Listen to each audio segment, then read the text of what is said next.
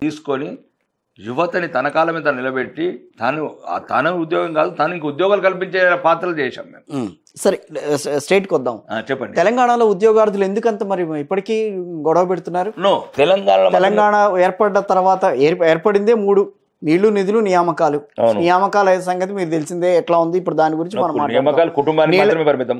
అలా ఎలా ఇప్పుడు అప్పుడు కేసీఆర్ నీళ్లు నిధులు నియామకాలు, అతని దుర్మార్గమైన పరిపాలన, రాజ పరిపాలన, దొరల పరిపాలన, కుటుంబ పరిపాలన, ఏదైతే వందలాది మంది వేలాది మంది యువకులు ఆత్మతర్పణ చేసి ఆత్మత్యాగం చేసి మాకు ఉద్యోగాలు వస్తాయనుకున్న ఈ తెలంగాణలో ఆ కుటుంబానికి కల్వకుంట్ల కుటుంబానికి మాత్రమే ఉద్యోగాలు వచ్చినాయి. మరి అదే కల్వకుంట్ల కుటుంబం మాతో కలవాలని కోరుకుంటుంది బీజేపీ రోజున.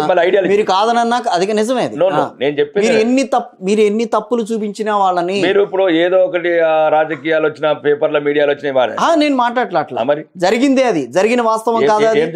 కవిత విషయంలో మీరు చేసుకున్న మీరు కావాలని తీసుకొచ్చిన వ్యవహారం కాదా? ఏది కవిత? ఇప్పుడు అరవింద్ కేజ్రీవాల్ని ఇరికిచ్చారు, సిసోడియాని ఇరికించుకున్నారు తీసుకొచ్చి ఆ స్కామ్ లో, కవితను తీసుకెళ్లి ఇరికిచ్చారు. మరి మీ మీడియా వాళ్ళు అడగండి వాళ్ళని మీరు చేశారా లేరని.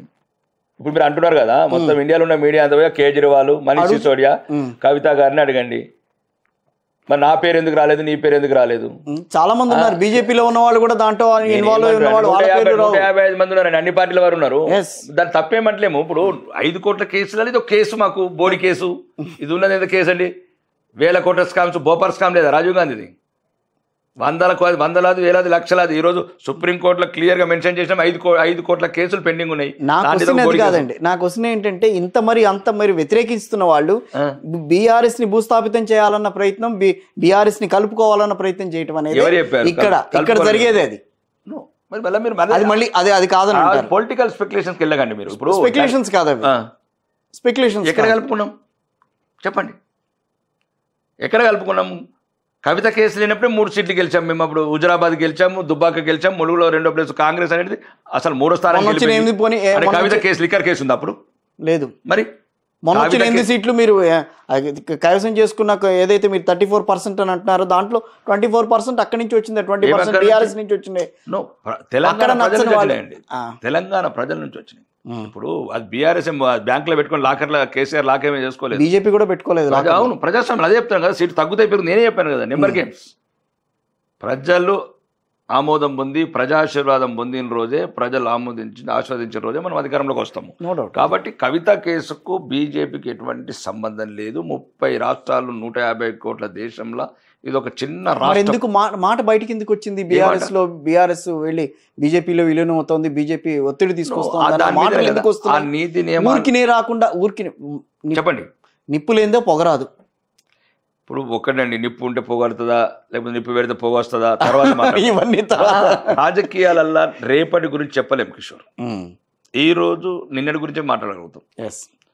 మేము క్లియర్గా ఉన్నాము. స్వతంత్రంగా ఎదిగి ఈ రాష్ట్రాన్ని నిజమైన ప్రతిపక్ష పాత్ర పోషించి ప్రజల మన్నలను పొంది తెలంగాణ సెక్రటరీ మీద కాషాయ జెండా ఎగరేయాలని కోరుకుంటున్నాం. భారతీయ జనతా పార్టీ తెలంగాణ సెక్రటరీ టూమ్సే తీసేస్తా ఉన్నారుగా బండి సంజయ్ గారు. వ్యక్తులను పక్కన పెట్టండి, వ్యక్తులు కాదు. రేపు పార్టీ అనేది కొన్ని ఉంటాయండి, రాజకీయాలు కొన్ని మేము వర్డ్స్ వాడాల్సిందే. కొన్ని ప్రజలను ఉద్రేకపరచాలా, ఉత్సాహపరచాలి, కొన్ని ఉంటాయి. కొన్ని వర్డ్స్ అవి, ఆ వర్డ్స్ అనేది నాకు వ్యక్తిగతంగా సంబంధం లేని వర్డ్స్ కాబట్టి నేను మాట్లాడతలేను. కానీ మాకున్న పోరాట పటిమతోని 36% ఓట్లు తెచ్చుకున్నాం. రెండోది, ఎప్పుడే కానీ భారతీయ జనతా పార్టీ, మళ్ళీ మీరు అదే గమనించండి, కాంగ్రెస్ కానీ మిగతా ప్రతిపక్ష పార్టీలు కావచ్చు, ఉత్తరాంధ్ర పార్టీలు కావచ్చు, కమ్యూనిస్టులు కావచ్చు, వాళ్ళు రకరకాల మార్పులు చేర్పులు రకరకాల మార్చడం ఎన్నో ఉంటాయి. కానీ భారతీయ జనతా పార్టీ ఫస్ట్ దేశం అంటది, ఫస్ట్ కంట్రీ, నెక్స్ట్ నువ్వు అంటది. కాబట్టి భారతీయ జనతా పార్టీ కొన్ని నీతి నియమాలు, కొన్ని పద్ధతులు, సిద్ధాంతాలు, సైద్ధాంతకర్తలు కూడా ఉన్నారు చాలామంది. దీనివల్ల అంత ఈజీగా ఉండదు మీరు అనుకున్నంత. ఇప్పుడు బీఆర్ఎస్ అనేది ఇంకా మునిగిపోయిన పడవ నా ఉద్దేశంలో.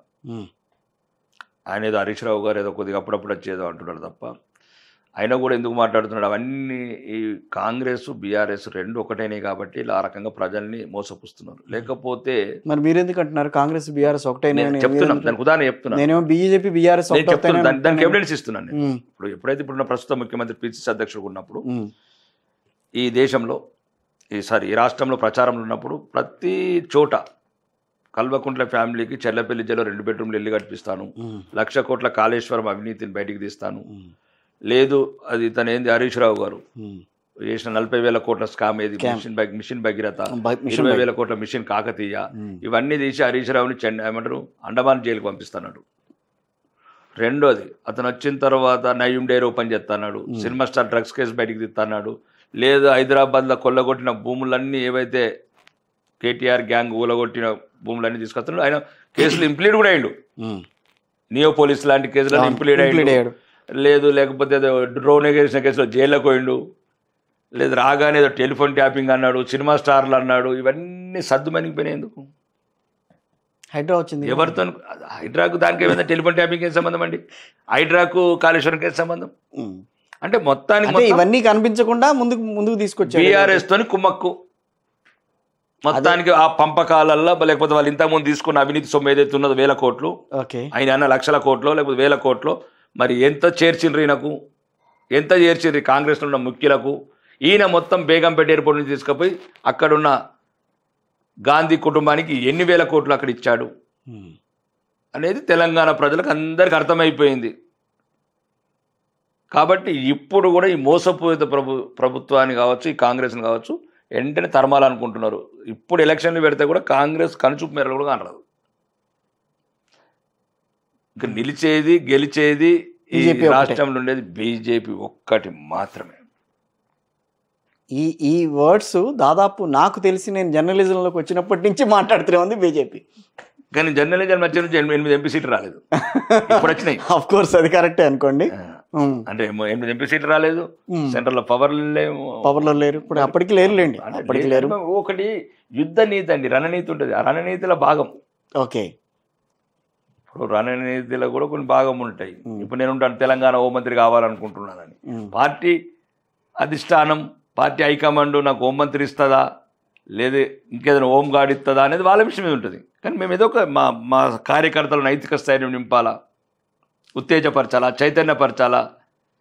అంటే నాయకుడిగా మేము కొన్ని పోషించవలసింది. మేము లేకపోతే ప్రభుత్వాలను అధికారం తీసుకురాలేదు. బీజేపీ బీఆర్ఎస్ ఉండనిస్తుందా ఉండనిదా? అసలు ఉంటే కదా. అదేంటి ఉంటే కదా ఉన్నదని మీరు అనుకుంటున్నారు. మరి నిన్న మొన్నటి వరకు జరిగిన గొడవలు బీఆర్ఎస్లోవే కదా. ఎంత కాదనుకున్నా ఉన్న దేని గురించి గొడవ పెట్టారు అది ఏవో మరి మీకు తెలియాలి. ఏదో ఇద్దరు వ్యక్తులకు నైతిక విలువలు కోల్పోయిన ఇద్దరు వ్యక్తులు గొడవ తప్ప అది తెలంగాణ ప్రజలకి ఏమన్నా సంబంధం ఉందా? అవును, కౌశిక్ రెడ్డి గారు కావచ్చు, అరకపూడి గాంధీ గారు కావచ్చు, ఏమైనా వరద సాయం గురించి కొట్లాడారా? రుణమాఫీ గురించి కొట్లాడుతున్నారా? కౌలు రైతుల గురించి కొట్లాడుతున్నారా? రైతు భరోసా గురించి కొట్లాడుతున్నారా? మహిళలకు మహాలక్ష్మి గురించి కొట్లాడుతున్నారా? పాత బస్సులు లెక్కించే ఆడవాళ్ళ జీవితాలతో ఆడుకుంటున్నారా? ప్రభుత్వం మీద కొట్లాడుతున్నారా? విద్యార్థులకు ఉద్యోగాల గురించి కొట్లాడుతున్నారు, నిరుద్యోగులకు ఉద్యోగం కొడుతున్నారా? విద్యా ప్రమాణాలు పెంచడానికి కొట్లాడుతున్నారా? ఒక స్ట్రాటజిక్గా వెళ్తుందా బీజేపీ రాష్ట్రంలో? బ్రహ్మాండంగా. 2028